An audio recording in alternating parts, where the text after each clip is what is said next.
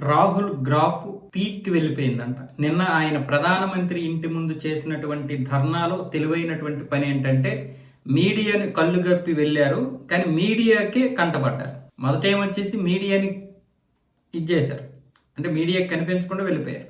కానీ ఆయనకు అనుకూలమైనటువంటి మీడియాని రప్పించుకోగలిగారు. అక్కడ పాలిపోయినటువంటి ముఖంతో, ఊడిపోయినటువంటి చెప్పుతో, కందిపోయినటువంటి ముక్కుతో ఇలా ఒక ప్రతిపక్ష నేతనే ఈ విధంగా అరెస్ట్ చేస్తారా అన్న విధంగా ఒక ఫోటో బయటికి విడుదలయ్యేలా చేసి మొత్తానికి సక్సెస్ అయ్యి తన యొక్క గ్రాఫ్ని అమాంతం పెంచుకునేలా చేశారని ఇప్పుడు చాలామంది రాజకీయ విశ్లేషకులు అలాగే నేషనల్ మీడియాలో వస్తున్నటువంటి వార్తలు ఈ యొక్క కథనాన్ని చెబుతున్నాయి.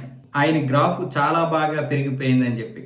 అంటే ఒక ప్రతిపక్ష నేతనే ఇంత దారుణంగా అరెస్ట్ చేస్తారా, ముక్కు మీద కొట్టేస్తారా? నేను ఉదయం చెప్పాను ఒక వీడియోలో, ఆయనకి ఇక్కడ కందిపోయింది అని. నేనేమనుకున్నానంటే పోలీసులు అరెస్ట్ చేసేటప్పుడు తగిలిందేమో అనుకున్నాను, కానీ ఇదంతా ఒక ప్లాన్ తోటే జరిగిందని కొంతమంది చెప్తున్నారు. కానీ మీడియా కళ్ళు గప్పి వెళ్ళినటువంటి ఆయనకి వెంటనే అక్కడ మీడియా ఎలా వచ్చింది అనేది ఇంకొక ప్రశ్న అయితే ఉత్పన్నమవుతుంది. ఇదంతా ఎవరైనా పక్కా ప్లాన్ తోటే చేస్తారు. అది కాంగ్రెస్ వాళ్ళైనా బీజేపీ వాళ్ళైనా ఎవరైనా సరే ఆ పక్కా ప్లాన్ తోటే చేస్తారు. దాని గురించి మనం మాట్లాడాల్సిన అవసరం లేదు. కానీ అక్కడ రాహుల్ గాంధీ చూపించినటువంటి ఆ యొక్క ఇన్నోసెంట్ ఫేసు, లేదంటే అక్కడ ఉద్యమం కోసం, దేశం కోసం, దేశ భవిష్యత్తు కోసం ఆయన చేస్తున్నటువంటి ధర్నాలు చూడండి అనే విధంగా ఆయన చేసినటువంటి ఆ యొక్క నిరసన అనేది సక్సెస్ అయ్యింది.